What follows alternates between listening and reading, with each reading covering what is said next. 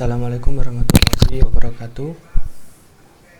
Alhamdulillahirabbil alamin. Wassalatu wassalamu ala asrofil anbiya'i wa mursalin sayyidina maulana Muhammadin wa ala alihi wa ashabihi ajmain amma ba'du. Yang terhormat Ibu DRA Hajah Maria Ulfah MSI selaku dosen pengampu mata kuliah Sosio Antropologi Gizi, dan yang kami banggakan seluruh mahasiswa gizi khususnya kelas 3C. Kami dari kelompok 3 beranggotakan 5 orang. Yang pertama ada Lailatul Nur Deva dengan NIM 20070260076. Yang kedua ada Maulita Sekar Arum dengan NIM 20070260078. Yang ketiga ada Nur Kiki Fatmawati dengan NIM 20070260084. Yang keempat ada Putri Agustina Rifandini dengan NIM 20070260085. Dan yang kelima ada saya sendiri, Sesya Candika Hakim dengan NIM 20070260088. Akan mempresentasikan permasalahan gizi di Indonesia yang akan kami angkat tentang tema triple burden malnutrition. Triple burden of malnutrition atau 3 beban malnutrisi merupakan suatu kondisi yang mengacu pada kekurangan, kelebihan, dan ketidakseimbangan asupan gizi. Istilah malnutrisi mencakup kelompok kondisi yang luas, diantaranya yaitu kurang gizi yang mencakup stunting atau kerdil, tinggi badan rendah menurut usia, wasting atau kurus, berat badan rendah menurut tinggi badan, underweight atau kekurangan berat badan rendah menurut usia, dan defisiensi atau insufisiensi mikronutrien. Adapun yang lainnya adalah kelebihan berat badan, obesitas, dan penyakit tidak menular yang berhubungan dengan pola makan seperti penyakit jantung, stroke, dan kanker. Pada pembahasan kelompok kami, triple burden malnutrition akan dibagi menjadi 3 sub bab. Bab yang pertama yaitu stunting, kemudian bab yang kedua yaitu wasting atau kurus, dan bab yang ketiga yaitu obesitas. Bab yang pertama membahas tentang stunting akan dijelaskan oleh Lailatul Nur Deva. Baik, terima kasih. Di sini saya akan menjelaskan materi tentang masalah stunting di Indonesia. Stunting atau kerdil adalah keadaan di mana anak balita memiliki panjang atau tinggi badan yang kurang jika dibandingkan dengan umurnya. Berdasarkan riset kesehatan dasar tahun 2018, angka stunting di Indonesia mencapai 30,8%, yang berarti 1 dari 3 anak balita di Indonesia menderita stunting. Pemerintahan Indonesia bahkan menargetkan angka stunting turun di tahun 2024 menjadi 14%. Indonesia masih menghadapi permasalahan gizi yang berdampak serius terhadap kualitas sumber daya manusia atau SDM. Stunting merupakan masalah kurang gizi kronis yang disebabkan karena asupan gizi yang kurang dalam waktu yang cukup lama, sebagai akibat dari pemberian makan yang tidak sesuai dengan kebutuhan gizi yang diperlukan. Hasil riset kesehatan dasar tahun 2010 dan 2013 dan pemantauan status gizi tahun 2015 dan 2017 menunjukkan prevalensi stunting masih tinggi dan tidak menurun mencapai batas ambang WHO. Riskesdas tahun 2010 mencapai 35,6% dan tahun 2013 mencapai 37,2%. Pemantauan status gizi atau PSG tahun 2015 mencapai 29% dan tahun 2017 mencapai 29,6%. Hasil riset kesehatan dasar atau Riskesdas tahun 2013 menunjukkan prevalensi stunting mencapai 37,2%. Stunting masih menjadi masalah kesehatan masyarakat di Indonesia. Stunting pada balita dapat menyebabkan menurunnya produktivitas dan kualitas sumber daya manusia Indonesia di masa yang akan datang. Stunting dapat terjadi mulai janin masih dalam kandungan dan baru nampak saat anak berusia 2 tahun, dan balita tidak diimbangi dengan catch-up growth atau tumbuh kejar, mengakibatkan menurunnya pertumbuhan. Masalah stunting merupakan masalah kesehatan masyarakat yang berhubungan dengan meningkatnya resiko kesakitan, kematian, dan hambatan pada pertumbuhan baik motorik maupun mental. Menurut WHO, pada tahun 2014, stunting dibentuk oleh growth faltering dan catch-up growth yang tidak memadai, yang mencerminkan ketidakmampuan untuk mencapai pertumbuhan optimal. Ada 4 penyebab permasalahan stunting di Indonesia. Yang pertama, praktek pengasuhan yang tidak baik, seperti kurangnya pengetahuan tentang kesehatan dan gizi sebelum dan pada masa kehamilan. 60% dari anak usia 0-6 bulan tidak mendapatkan ASI eksklusif, dan anak usia 0-24 bulan tidak menerima makanan pengganti ASI. Kemudian penyebab yang kedua yaitu kurangnya akses ke air bersih dan sanitasi, seperti rumah tangga masih BAB di ruang terbuka, dan rumah tangga belum memiliki akses ke air minum bersih. Yang ketiga, terbatasnya layanan kesehatan. Terbatasnya layanan kesehatan termasuk layanan ANC merupakan perawatan ibu dan janin selama masa kehamilan, postnatal, dan pembelajaran dini yang berkualitas, seperti ibu hamil belum mengkonsumsi suplemen zat besi yang memadai, menurunnya tingkat kehadiran anak di posyandu, atau dari 79% di 2007 menjadi 64% di 2013, berdasarkan daya Risnaskes, dan tidak mendapatkan akses yang memadai ke layanan imunitas. Kemudian yang terakhir, kurangnya akses ke makanan yang bergizi. Kurangnya akses ke makanan bergizi seperti ibu hamil yang anemia dan makanan bergizi yang mahal. Kemudian di sini ada upaya pencegahan stunting pada anak. Yang pertama, membiasakan pola makan sehat. Bagi seorang calon ibu, asupan gizi saat bayi masih dalam kandungan merupakan hal yang tidak kalah penting untuk mengurangi resiko stunting pada anak. Karena itu, sang calon ibu juga harus memperhatikan asupan nutrisinya dengan baik saat hamil. Cara lainnya yaitu pemenuhan gizi di awal perkembangan anak pada 1000 hari pertama. Salah satunya adalah dengan pemberian ASI eksklusif untuk sang buah-hati di 6 bulan awal, dan bisa juga dilanjutkan hingga anak berusia 2 tahun. Dan jangan lupa untuk memberikan makanan pendamping ASI yang bergizi dan seimbang. Kemudian yang kedua, pola asuh yang baik. Orang tua yang baik adalah mereka yang memahami edukasi perkembangan kesehatan anak sejak masa kehamilan. Hal ini mencakup pemenuhan gizi saat hamil, serta memeriksakan kandungan 4 kali selama masa kehamilan. Pemberian hak anak untuk mendapatkan kekebalan melalui imunisasi juga hal yang tidak boleh dilupakan. Psikologis dan mental sang ibu juga perlu dijaga agar stabil. Maka dari itu, kerjasama ibu dan ayah untuk tetap harmonis pun tak kalah penting dalam pertumbuh kembang anak. Kemudian yang ketiga, kebersihan air dan sanitasi. Kebersihan berkaitan erat dengan kesehatan.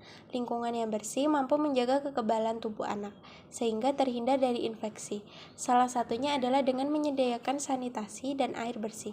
Ciri-ciri air bersih adalah tidak berbau, jernih, terasa tawar, dan tidak mengandung zat kimia. Contoh hidup sehat ialah sesederhana membiasakan anak untuk cuci tangan dengan sabun dan air mengalir, serta tidak buang air besar sembarangan. Hal ini sebagai tindakan tidak langsung untuk mencegah anak menderita infeksi yang merupakan salah satu penyebab dari stunting. Kemudian yang terakhir, membaca dan memahami ilmu kesehatan. Pemahaman baik tentang stunting akan mampu memberikan orang tua kesadaran arti pemenuhan gizi bagi anak. Di era teknologi saat ini, informasi kesehatan bisa kita dapatkan dengan mudah melalui internet ataupun buku. Maka dari itu, kegiatan membaca bisa menjadi cara sederhana bagi orang tua untuk memahami stunting. Selanjutnya akan dilanjutkan oleh Maulita. Permasalahan gizi di Indonesia yang berikutnya ada wasting atau kurus. Wasting merupakan status gizi kurus yang merupakan gabungan dari kurus dan sangat kurus. Wasting dapat berdampak besar pada anak karena meningkatkan resiko morbiditas atau kesakitan sehingga resiko mortalitas atau kematian anak ikut meningkat. Data Organisasi Donor Anak PBB UNICEF pada tahun 2013 menyebut wasting menyumbang 60% kematian anak balita sebagai kasus bawaan terhadap penyakit infeksi mematikan. Anak yang mengalami wasting mudah terkena penyakit infeksi karena rendahnya sistem imun atau kekebalan pada tubuhnya. Jika gizi yang kurang atau wasting ini terjadi pada balita dalam waktu yang lama, maka dapat mempengaruhi kondisi fisik dan kesehatan di masa depannya. Wasting menjadi permasalahan gizi yang marak terjadi di negara-negara miskin dan berkembang. Anak berusia di bawah 5 tahun atau yang disebut balita merupakan kelompok umur yang paling rentan untuk terkena masalah ini. WHO secara global memperkirakan prevalensi balita wasting sebesar 51 juta. Indonesia memiliki kasus wasting yang juga merupakan salah satu kasus terbanyak dengan peringkat keempat dari 88 negara di dunia. Kasus wasting di Indonesia menurut data dari Riskesdas pada tahun 2007 mencapai 13,6% dan mengalami penurunan sebanyak 0,3%. Pada tahun 2010 menjadi 13,3%, lalu mengalami penurunan kembali tahun 2013 menjadi 12,1%. Penurunan tersebut dinilai kurang pesat karena hanya mampu menurunkan sebesar 1,5% dalam waktu 6 tahun terakhir, yaitu tahun 2007 sampai 2013. Pada tahun 2019, prevalensi menurun menjadi 7,44%. Namun, berdasarkan estimasi dari UNICEF, jumlah anak yang mengalami wasting atau kekurangan gizi akut di bawah 5 tahun dapat meningkat secara global sekitar 15% tahun ini karena adanya pandemi COVID-19. Faktor penyebab wasting atau kurus ini yang pertama ada faktor penyebab secara langsung. Hal ini disebabkan oleh asupan makanan atau infeksi, bisa juga kombinasi dari keduanya. Yang kedua ada faktor penyebab tidak langsung, yaitu ketersediaan pangan tingkat keluarga, pola asuh, dan pelayanan kesehatan serta lingkungan. Yang ketiga ada masalah utama. Masalah utama terdiri dari kemiskinan, karakteristik keluarga, dan sosiodemografi. Masalah keempat ada masalah dasar, yaitu krisis politik dan ekonomi. Anak wasting ditandai dengan badan yang kurus akibat kurangnya asupan gizi, sehingga massa tubuh tidak sesuai dengan tinggi badan anak. Berbagai dampak yang akan dialami oleh anak yang wasting antara lain mengalami penurunan daya eksplorasi terhadap lingkungannya, peningkatan frekuensi menangis, kurang bergaul dengan sesama anak, kurang perasaan gembira, dan cenderung menjadi apatis. Dalam jangka panjang, anak tersebut akan mengalami gangguan kognitif, penurunan prestasi belajar, gangguan tingkah laku, bahkan peningkatan resiko kematian. Dampak tersebut akan merugikan bangsa dan dapat menyebabkan lost generation jika dialami banyak anak dan tidak dilakukan penanggulangan terhadap penyakit tersebut. Di masa yang akan datang, anak akan memiliki produktivitas yang kurang serta meningkatkan morbiditas dan mortalitas anak di Indonesia. Cara mengatasi wasting. Wasting tingkat biasa dapat ditangani dengan memberikan aturan makan yang dianjurkan seperti makan makanan tinggi energi dari lemak sekitar 30% dan dari protein sekitar 15%, memberikan nutrisi tambahan seperti protein, vitamin, serta mineral untuk mempercepat pembentukan jaringan baru. Untuk wasting tingkat akut, Cara mengatasinya yaitu dengan memberikan makanan terapeutik dan susu formula khusus F75. Terutama untuk susu formula F75 baru bisa diberikan pada anak setelah kondisinya mulai stabil, nafsu makan meningkat, dan edema membaik. Penanganan untuk anak dengan wasting akut harus diberikan sesegera mungkin agar tidak berkembang semakin parah hingga berujung pada gizi buruk. Untuk permasalahan gizi berikutnya, yaitu obesitas, akan dijelaskan oleh Putri Agustina. Nah, materi selanjutnya yaitu obesitas. Pengertian obesitas menurut WHO 2002, obesitas merupakan penumpukan lemak yang berlebihan akibat ketidakseimbangan asupan energi yang masuk dengan energi yang digunakan dalam waktu lama. Selanjutnya, faktor penyebab obesitas. Nah, faktor penyebab obesitas terbagi menjadi 3. Yang pertama, faktor genetik. Bila salah satu orang tua mengalami obesitas, maka peluang anaknya mengalami obesitas sebesar 40-50%. Dan bila kedua orang tuanya obesitas, maka peluang faktor keturunan menjadi 70-80%. Faktor yang kedua yaitu faktor lingkungan. Contohnya pola makan. Nah, jenis makanan yang tinggi lemak dan kurang serat maka dapat menyebabkan ketidakseimbangan energi. Kemudian, pola aktivitas fisik yang kurang dapat menyebabkan energi yang dikeluarkan tidak maksimal, sehingga meningkatkan obesitas. Faktor yang ketiga yaitu faktor obat-obatan. Obat-obatan jenis steroid jika digunakan dalam jangka waktu yang lama dapat menyebabkan nafsu makan meningkat, sehingga meningkatkan risiko obesitas. Selanjutnya adalah dampak dari obesitas. Dampak obesitas ada 2, yang pertama dampak metabolik. Jika lingkar perut pada pria lebih dari 90 cm dan wanita lebih dari 80 cm, maka akan berdampak pada peningkatan trigliserida dan penurunan kolesterol HDL, serta meningkatkan tekanan darah. Keadaan ini disebut dengan sindroma metabolik. Nah, dampak selanjutnya yaitu dampak penyakit lain, seperti perburukan asma, diabetes, pembentukan batu empedu, dan lain-lain. Kemudian kita akan melihat prevalensi obesitas di Indonesia. Di Indonesia, 13,5% orang dewasa usia 18 tahun ke atas mengalami kelebihan berat badan. Sementara itu, 28,7% mengalami obesitas dengan IMT lebih dari sama dengan 25. Dan berdasarkan indikator RPJMN tahun 2015 sampai 2019, sebanyak 15,4% mengalami obesitas dengan IMT lebih dari sama dengan 27. Sementara pada anak usia 5-12 tahun, sebanyak 18,8% kelebihan berat badan dan 10,8% mengalami obesitas. Nah, dapat dilihat pada grafik di sini bahwa data terakhir berdasarkan Sirkesnas tahun 2016, angka obesitas dengan IMT lebih dari sama dengan 27 naik dari 15,4% menjadi 20,7%. Sementara obesitas dengan IMT lebih dari sama dengan 25 naik dari 28,7% menjadi 33,5%.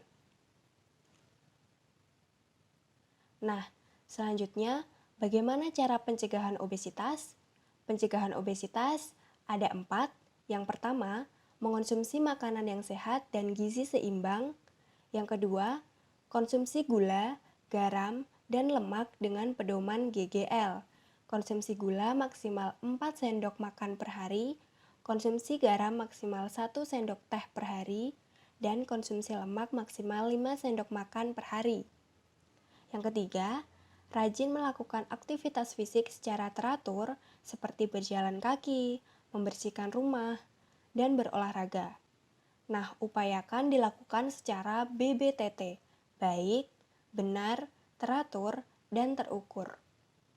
Nah, pencegahan obesitas yang terakhir dengan cara menjaga berat badan agar tetap ideal dan tidak berisiko dengan mempertahankan IMT di kisaran 18-23.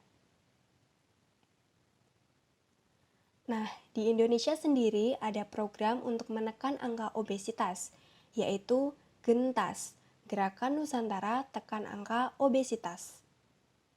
GENTAS merupakan gerakan nasional untuk menggalang keterlibatan dan komitmen bagi pengendalian obesitas serta menjadikan obesitas sebagai isu sentral permasalahan kesehatan. Program ini bertujuan untuk menekan laju angka obesitas pada angka 15,4% sampai dengan tahun 2019. Sasarannya yaitu masyarakat, kader-kader masyarakat, anak SMP, SMA, perguruan tinggi, maupun pendidikan non-formal, organisasi masyarakat, pemerintah, LSM, media massa, dan lain-lain. Nah, sesuai slogannya pada logo, program ini memiliki pesan untuk selalu mengatur pola makan dan aktif bergerak. Sekian penjelasan dari kelompok kami mengenai triple burden malnutrition sebagai permasalahan gizi di Indonesia. Terima kasih atas perhatiannya. Wassalamualaikum warahmatullahi wabarakatuh.